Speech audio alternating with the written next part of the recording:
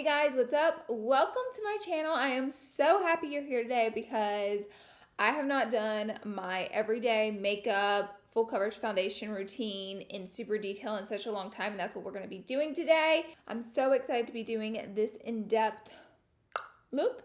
And be sure and subscribe to my channel before you leave, but let's go ahead and jump right in. And thank you to Biossance for sponsoring this portion of my video. So our first product we're going to be talking about is their new serum. This is the Squalene Copper Peptide Rapid Plumping Serum. So what I like about this product is that it has instant long-term hydration, which leaves your skin feeling bouncy yet firm. So what's cool about this is it has a plumping complex, and that rapid plumping complex has a unique blend of hyaluronic acid and polyglutamic acid, also known as PGA, and it also preserves the moisture all day long. So I feel like using this under my makeup, it goes ahead and locks in all the hydration that I'm gonna need throughout the day. I recommend starting any makeup look with your skincare routine. And I'm also gonna use this as my facial primer today, and I'll add just a little bit of sunscreen on top, but that is that for a day look. But again, my favorite thing about it is the way it locks in the moisture all day, so my skin looks plump, hydrated, and ready to go. So the blue copper peptides are clinically proven to encourage collagen and elasticity production, which leaves your skin feeling really plump. And thank you to Biossance for sponsoring this portion of my video. Now that our skin, look how glowy. Oh, I'm obsessed. Now that our skin is hydrated, I add on just like a touch of some sunscreen, especially if I'm going out during the day. If I'm staying in all day, I'll skip this step, or if it's nighttime and I'm getting ready for a night out, I obviously skip this step, but I'll just pat on a little bit of sunscreen to the face, and then we let that set in while we jump into our brows. For brows, I'm gonna be going in with Brow Freeze. This is one of my favorite products, and I like to run this all the way through my brows and really push them up, but I won't leave them standing straight up like this. I'll give them a little comb down. You can rub it with your finger, or you can take the side of the brush and press it down so it doesn't pick up the oils from your hand. And then, oh, these braids are gonna be cute in just a minute. I had my hair like this yesterday, so I have it like this today too, but when I wear it down, it's like a moment, you know what I mean? You guys are like, no. I'm just going to give these a little like brush down. Like that. I'll do this brow and be right back. Next for foundation, you probably already guessed it, but I'm going to use the Vanish foundation in the shade beige. I've used this for years, and one of my favorite things about it is that the longer you wear it, the better it looks. And I know some other foundations are like that, but this one's just like, I trust it so much, so it's great for my everyday foundation. I have used different foundations on my channel for sure, but like this is definitely one of my favorites.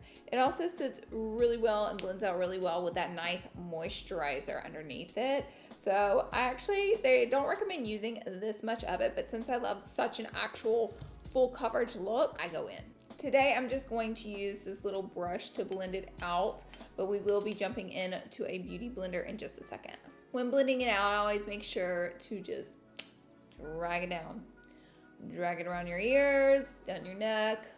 Most of you guys know this business, but we don't want a foundation line happening, so I make sure this is really gradient. And then I try to dodge my brows as best that I can. I do my brows before my foundation because the Brow Freeze product will pick up your foundation and make it patchy around the brows, and we just can't have that. So I always do them first while my skincare is absorbing into my skin. I'm gonna take some of my Rewind concealer. I like this one as an everyday, and I'll just pop it in here to brighten, and I have some darkness that I want covered as well. And then I'll take on a little brush and just kind of blend it out to where I want it.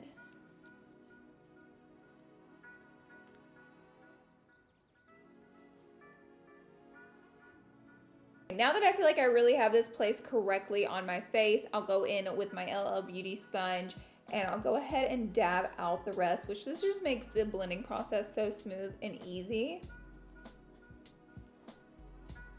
And then anything that's left on my beauty blender, I'll go ahead and tap my eyelid and use this kind of like an eyeshadow primer. I just made that so easy to blend out, just doing that extra step. And then if I feel like I'm like, okay, I have a little bit more darkness, I'm not really seeing that today, but just to show you guys, I'll go in with a little bit more concealer, just a little bit, and add it right here where it gets the darkest. And then I'll blend it with the sponge again. And that will even brighten that area up more. And baby, I like to see the light. Gorgeous. Oh, see the difference in the eyelid with the little bit of leftover concealer? None. I have a lot of redness, a lot of darkness on my eyelid, and this really conceals the redness as well as creates an eyeshadow primer. So face looking good. I am going to now contour. So I have been getting into cream contours. I've been using them every single day. This is one of my favorites. This is the Tantour in the shade Light. These do run a little bit dark, and I do use my same beauty sponge to blend these out with. I like to make sure my beauty sponge isn't too wet when I go in with this product, because this contour like blends out so ridiculously easy that it will blend into nothing if your sponge is too wet.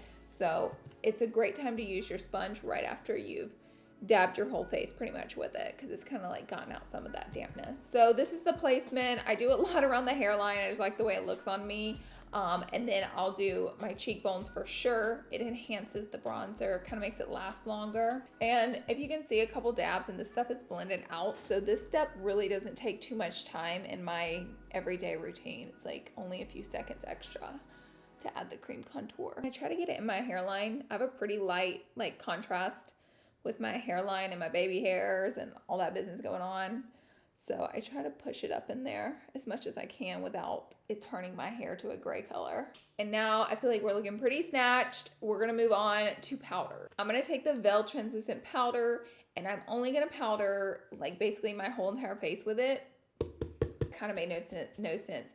I try to powder like my whole face, but avoid my under eye, because this powder is loomy, and I don't like to actually put anything loomy to my under eye. I don't want it to be glowy because I feel like it would enhance creasing. So this product's a little loomy, and we love the glow. So I avoid my under eye and just set my face with it. But this is a great setting powder, and I feel like the other ones for the under eye are just too mattifying for my face. So this is just like the perfect mix for me. And I'll go ahead and drag it down anywhere you put foundation. If you put it on your ears, put powder there. If you put it on your neck, set it. So for my under eye, I'll take the Born This Way. If you have dry skin and you don't like baking, I recommend adding it to like a small wispy brush like this and just sweeping it onto your under eye rather than pressing it in and baking. So there's two different ways to go about it. Sometimes I like to add it to my under eye, like wisp a little bit on there, and then I'll go in and bake as well. So that way, when I bake, it doesn't stick to certain parts of my under eye if my under eye is too damp before I put like that much powder pressed on. It's like good to do this before you bake, because it gives that soft like film on it, and that way whenever you press powder in, like I'm about to do right now, it doesn't get patchy. I typically will bake like this too if I'm doing like my full glam and like going out and I know I'm going to be taking pictures and all, because I feel like my makeup lasts the longest like this. But you definitely can skip this step and just sprinkle some setting powder on your under eye, especially if you're dealing with dry skin. I don't recommend adding this much powder. Okay, now while the cake is baking, we're going to move on to our eyebrows. So now what I like to do is whenever I push my brows up, it gives them a little bit more of a natural thickness to them. So now I'll just take in a brow pencil and I'll just fill in the areas which are still looking a little bit sparse. And this also helps to push down the hairs that are waxed, so they're a little more stuck down and they stay in place all day. I'm using the shade number 4, by the way, in this pencil. I have pretty dark hair, but I find whenever I like take my brows too dark or too full, kind of gives me like a masculine look to my face, which is fine if that's what you're going for, but it's just kind of harsh. It's also okay if you mess up down here, because we're gonna clean that up with some concealer. And then I'll take a little bit of my spoolie. Now I'm gonna take just a little bit of concealer, not that much, but a little bit on a flat brush, and I'm gonna clean up my brows. I like to take the brush and pull down that concealer product and start to blend it into my eyelid so that there's no harsh line. And then I'll take my finger and just kind of just dab it out. Dab it out. Like, look at this brow compared to this brow. This brow is gray because of the powder on top of it. But this brow's like, hello, I'm here to play. And now I'm going to dust away this powder because I don't want it to sit there too long and dry out my under eye.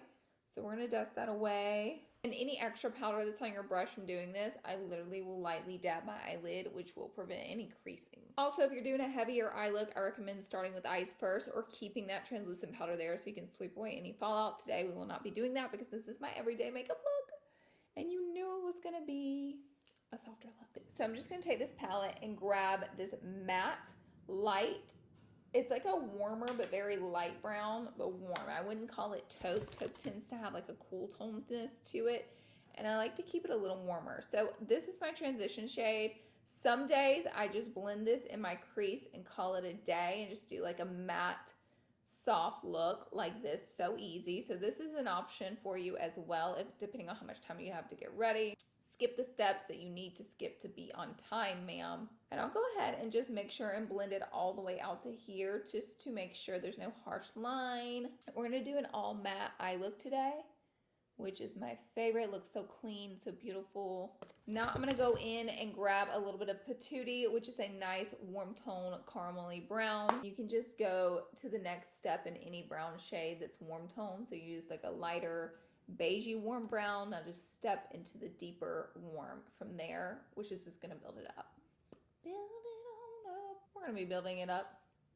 I just heard a pizza come inside. I'm really excited about that because we're having pizza tonight, and I'm like, I'm not going anywhere, by the way. I can't wait to just not do anything. No one see this makeup, but only you guys, which makes it very special. I'm gonna take a little bit of a lighter concealer.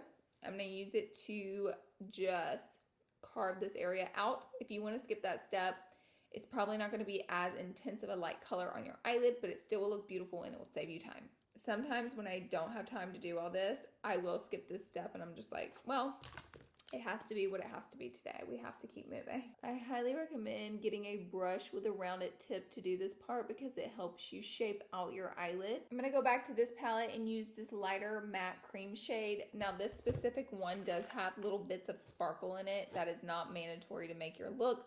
I just appreciate them and I like how they flicker when there's lights. I don't even know, like you can kind of see that, it's pretty. So they just add a little detail, but if you just have like a plain matte cream bone shade, then that's perfect. Just lightly tap on. And going back to Patootie, I like to just blend that last edge right there because this is gonna fuse together that bone shade and your darker colors. Depending on how light you want to take it, you can also press a little bit of that bone shade onto your brow bone and it will super brighten it. There are two ways I like to do my liner. I'll either take the darkest shade, like a really even darker than this, like a dark espresso matte brown, and blow it out for my liner.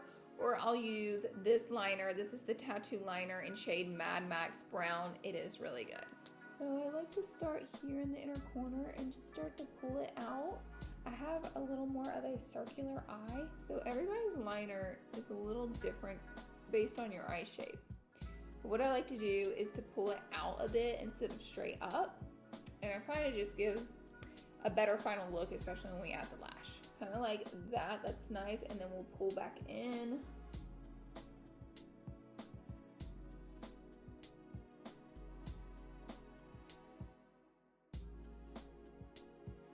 And then one thing I like to do just to make sure that tip is super sharp, I'll just go back and I'll just pull it out one more time at the tip, and it's just like super sharp, and I love the way this look is coming out. We're gonna add some mascara and then some lashes. I like to give like 5 to 6 to 7 to 8 to 9 to 10 pumps. I like to give a million pumps on each side to make sure my lashes are not gonna shoot outward, because that looks like a mess whenever you have on false lashes, and that's what I'm gonna be wearing. Take the Hello Lashes and apply this to my upper and lower lashes. I really like this one. Before we move on to our lower lashes though, I almost forgot. We're gonna apply the 2 brown shades we used at first to our lower lash line, and we're just gonna kind of smoke that out a bit. So this is the Armani Smooth Silk Eye Pencil, and I'm going to smudge this into my waterline. And I'm also gonna do a little top lining, which just enhances our eye look. Going to apply this mascara to my lower lashes, and I like to just bounce it sideways to coat them, and then I'll pull down just to clear them all apart. just to like pull them all apart so they're separated. So we'll go in sideways, coat them all really good, and then pull down. And I feel like that gets them the best coating. So before I add my lashes and lips, we're gonna add some more face product. Okay, next step, if I want my makeup to be super, super, super full coverage, at that moment, I like to take a little bit of foundation powder. This is the Matte Velvet Skin in the shade White 335, and I just like to press that into my skin. And this one is a little deeper, so I will press it a little more into the contour and then lightly disperse it on my face. With the same brush, I'm going to take a little bit of this bronzer called Summer Skin in Golden Hour. And I like to press this into my skin. This one's really nice and matte. And I'll even go ahead and bump it, of course, around the hairline and try to blend in my baby hair, my hairline, all that as much as I can. Next, I'm going to take my L22 brush and I'm going to mix together Tiger Lily and the Caramel Cream. These are my two favorite shades. Sometimes I'll even throw in some Peach Fuzz. And I'm just going to brush these blushes right on top of that bronzer, but blending it together. And I also like to have that blush on more so the high points of my cheek. It really warms you up. We'll hit the nose, chin. We'll even like hit the hairline. Sometimes I get a little crazy with the blush. I'm obsessed. Next, we're gonna go in with a little bit of Golden Haze, and we're gonna add this onto our L25. And I don't like to go in too heavy with highlights these days. I like to hit it a little bit, you know, so you have like that nice glow going, but not whenever you're in person. I don't want people to see like a grayness or just like a hunk of glitter on my cheek. I want everything to look natural. And of course I hit my lip, my nose, my chin, and even up here. And then sometimes I'll even go in if I want to get really glowy. This is the lighting bronzer from Hourglass, and it's the Radiant Bronze Light. And I'll even go in with a little bit of this, like right there. And this will warm it up a lot, so just know. Now I like to get just a little bit of that translucent powder and just clean that up right there where the bronzer is. And I just let that set for a second. I'll wait to add lashes and to do my lip after I do my setting spray. Okay, just gonna sweep that away gently. Today I'm going with some bigger lashes. I'll list down below because I have to look up the name of them because I don't know it off the top of my head. I'm so sorry. But basically the lash starts small and it wisps out. So small in the inner corner and then gets wispy out. So if you have a lash like that, you're gonna get a similar look. To apply my lash, I start by setting it in the inner corner and then I go ahead and give it a little bit of a lift towards the end, where if I put it right towards my lashes, you would see this end lash coming down because my eyes are so round. So I just do that, and then once it's starting to dry, that's when I pinch my real and false lashes together. And you can even give them a little push up at the end. This is like the before and after with the lash. We can't always do lashes, totally understand that. Coat of mascara. I tend to bring my liner down a little lower when I do just mascara because it shows my lashes more. But I recommend doing what you know works for you. I also think it's so crucial to be bending your lashes as you're trying to get the glue to dry down a little bit. So we're gonna pop down the inner corner and then set down the outer corner. Like that. I'm gonna take ColourPop Liner BFF number 4. This is a dark warm tone brown liner if you're looking for something similar. And I'm gonna line my lips. I always overline the top a little bit and then connect on the side so it's not like too dramatic of an overline. And then the bottom lip, I tend to stay in line with my actual bottom lip. Fill in the corners and the top a little bit more. A lipstick shade I love that I'm almost out of is KKW. And I will apply this to the center and I'll start to pull out to the corners and then I'll take it all the way up to the top of the lip and all over. In my opinion, the key in getting like the perfect nude lip is taking a brush and just blending out those edges. So I like to take my brush and blend that. And then I'll add a little bit more of this, not a lot. And then, lastly, I'll take a light nude, I'm like, forgot the word, a light nude lipstick. This is Hot Sand by Maybelline. It's kind of hard to find, but I'll focus this in the center. Gorgeous. This is my final look. Let me know what you think. It's like pretty basic makeup, but it's like a soft glam, heavy glam, full coverage, great skin, looking good all day, all night makeup look. You know what I mean? And like, this is a good basis just to go off of if you're looking for a classic look. This is like my go-to every day. You know, I'm a makeup queen, but skincare first. So the products I use linked right down below. Be sure and check it out in the description box. I love you guys. Thank you for being here and watching, and I'll see you in my next video.